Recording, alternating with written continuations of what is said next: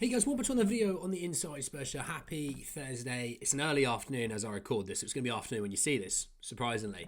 In this video, we are actually just having a bit of a cheeky look ahead to the next round of the EFL Cup with Manchester United at home being the draw. Obviously, we did a live yesterday evening after the City game where we briefly spoke about it, but I wanted to kind of go into a little bit less of a rushed bit of detail about it. So we're talking about that. Got a spot on my chin. There you go. That's lovely. Just want to say, if you're watching this and you're new, subscribe if you're very much welcome to join us for the journey.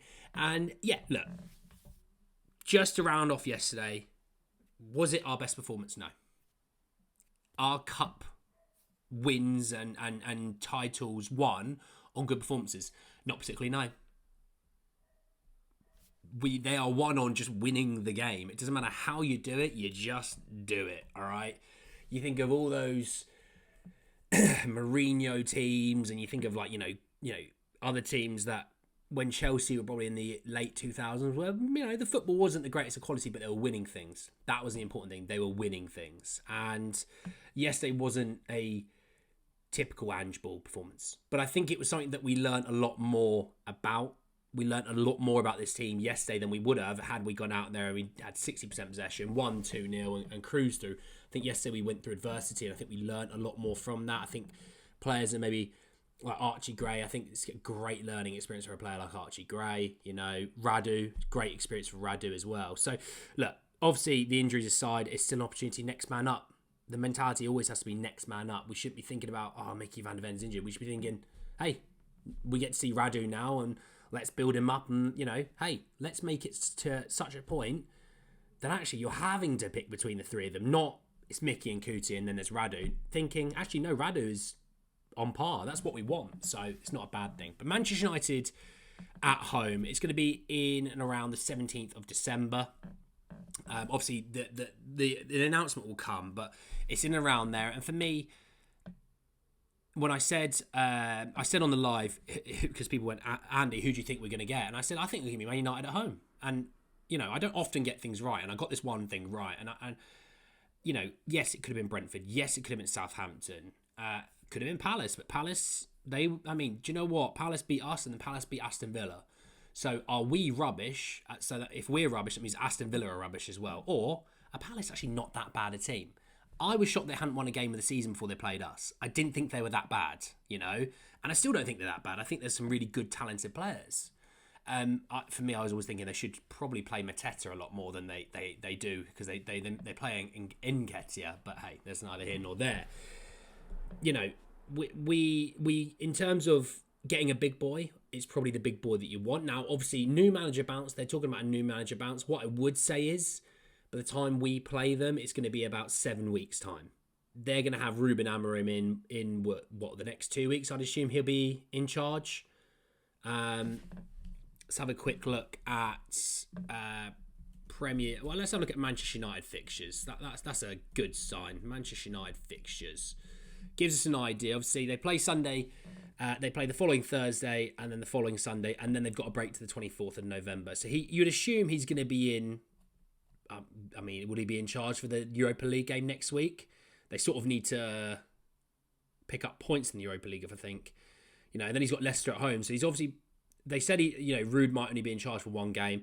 Look, by the time that we play them, the new manager bounce should have levelled out by now. The honeymoon phase you'd think would have eased up by now, and you'll start to see more about the Man United side that Amorim is going to be having them playing as such. You're going to see it by that point, in my opinion. Now, look, I could be completely wrong, and they could be beating everyone 10-0 by that point. Now, I very much doubt they're going to beat every team 10-0, but it's a point that we can play. Now, Amorim's a good manager. He is. People talk about how he's going to get Højlund doing business like he's got Gyökeres doing business.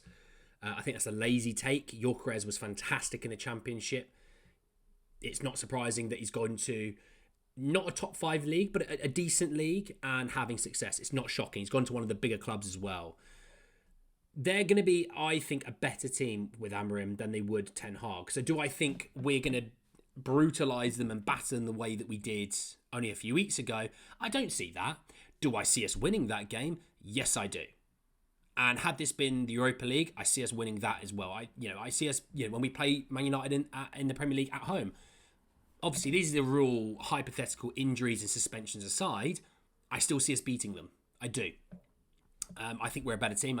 I think for the most part we've got better players. Now there are some players that are very good in that squad that Man United have, but you've also got to think they're going to be with Amrim for about a month. Let's say 6 weeks. Let's say 6 weeks. That's going to give him as much time as possible. They're going to be with him for about 6 weeks. We'd have been with Ange for a year and a half. The Ange Ball style of play, Amrim style of play, that's going to take them time. And hopefully Man United, for their sake, have patience with Amrim and let him go through some pretty horrific growing pains like we've been through Ange. There's going to be games you're not going to win. But for me, I do see us winning this game. And look, you win this game and you go through into that semi-final of the EFL Cup and then all bets are off. It's just scrape through on the days. That's all that matters, is scraping through on the days. Now, if you can batter the hell out of someone, play sexy football and win, fantastic. But as long as you win, that's the key thing. Win. And I have confidence that we can beat Man United. I do. I don't foresee them making crazy additions in January, and it's not going to matter anyway because we're going to play them before then. Are they going to get players who have been underperforming performing? Will they get players back? Because obviously they've had some pretty horrific injuries so far this season. Will they get players back? We'll see. But for me, I don't know what you guys think. Let me know what you guys think. But I think we will beat Man United. I think we will go through into the next round. And then from there, all bets are off. And it's just about turning up on the days.